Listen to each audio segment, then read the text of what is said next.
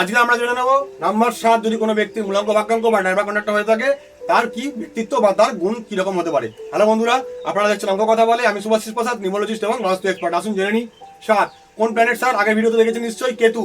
কি বলা হয়েছে আমাদের ভাষায় সংখ্যা দেওয়া হয়েছে ছায়া গ্রহ বা শ্যাডো প্ল্যানেট, কারণ শুধুমাত্র বডি রয়েছে, মাথা নেই। মাথার কাছে রয়েছে রাহু।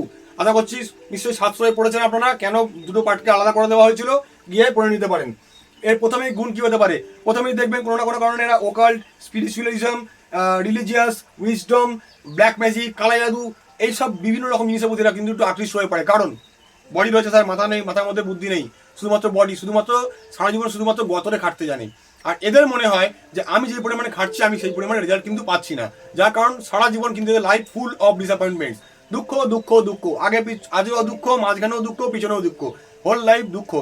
দেখবেন ম্যারেজ লাইফ কোনো না কোনো কারণে দেখবেন সুখী নয়, কারণ বডি রয়েছে। এরা হয় নিজেকে সন্দেহ করবে, নাহলে পরে নিজের স্বামী অথবা স্ত্রী হতে পারে, তাকে সন্দেহ করবে, অথবা বাইরের লোককে মধ্যে সন্দেহ করতে পারে, একটু সন্দেহভাজন ব্যক্তি হতে পারে। এই কারণে বিবাহিত লাইফ কোনো না কোনো কারণে দেখবেন ভোগ করতে পারছেন। কোনো না কোনো কারণে জটিল যন্ত্রপাতি, যাকে আমরা বলি, মানে জটিল যন্ত্রপাতি চালানোর প্রকৃতি কিন্তু এরা কিন্তু এক্সপার্ট, একটু ডিটেকটিভগিরি করতে ভালোবাসে। অর্থাৎ দেখবেন পাড়ার মধ্যে কার কি সম্পর্ক চলছে, কার বাড়িতে কি হচ্ছে না হচ্ছে, কোনো না কোনো কারণে তার খবর নেওয়া, তার বিষয়ে আলোচনা করা, সমালোচনা করা, এই ধরনের গুণ কিন্তু থেকে থাকে।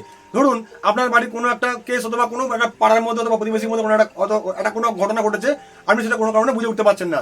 এই ধরনের ব্যক্তিকে বলুন, চট করে কিভাবে দেখবেন আপনাকে ধরে দেখিয়ে দিচ্ছে। অর্থাৎ ডিটেকটিভ গিরি করতে কিন্তু খুব এক্সপার্ট।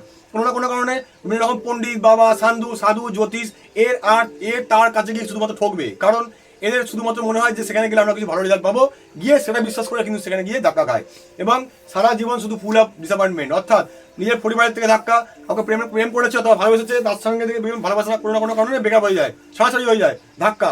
এছাড়া ফাইন্যান্সিয়াল কন্ডিশনে ধাক্কা বিভিন্ন রকম হতে পারে। হয় আপনাকে হেলথ ইস্যু দেবে, না হলে পরে আপনাকে পরিবার থেকে সমস্যা দিতে পারে, অথবা ভালোবাসা থেকেও সমস্যা দিতে পারে। অর্থাৎ লাইফ ফুল অফ ডিসঅ্যাপয়েন্টমেন্ট। জিন্নাই রেমেডি বলা রয়েছে, গিয়ে দেখে নেবেন, ইউটিউবের মধ্যে কিন্তু পুরো ভিডিও এর জন্য অ্যাভেলেবেল রয়েছে। ইমোশনাল প্রকৃতির, আপনি এর উপরে একটু রেগে কথা বলতে যদি চান, সমস্যা দেখবেন কাঁদতে শুরু করে দিচ্ছে, অথবা নিজেকে এক কোণে কিন্তু করে দিচ্ছে, কারণ বডি রয়েছে, মাথা নেই, বুদ্ধি কাটানোর কোনো ক্ষমতাই নেই স্যার। এছাড়া দেখবেন একটু সেটব্যাক, মানে যে কোনো বিভিন্ন জায়গা থেকে দেখবেন খালি সেটব্যাক, ইমোশনাল হতে পারে, ফাইন্যান্সিয়াল হতে পারে, বিভিন্ন জায়গা থেকে সেটব্যাক, মানে ধাক্কা খাওয়া, সারা জীবন ফুল অফ ধাক্কা।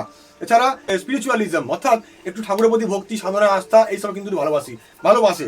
অর্থাৎ এই ধরনের ব্যক্তিরা মনে করে যে এনে ঠাকুরকে অথবা ভগবানের প্রতি যদি ভরসা আমরা রাখি, তারা হয়তো আমাকে একটুখানি সাহায্য করতে পারে। এছাড়া একটু সেন্সিটিভ প্রকৃতির হয়ে থাকতে পারে। ভিডিওটি ভালো লেগে থাকলে লাইক করেন, শেয়ার করতে ভুলবেন না। আমাদের ইউটিউব চ্যানেলকে সাবস্ক্রাইব করে দিয়ে পাশে থাকা বেল আইকনটি প্রেস করে দিয়ে আপনার সাথে থাকবেন, পাশে থাকবেন। ধন্যবাদ।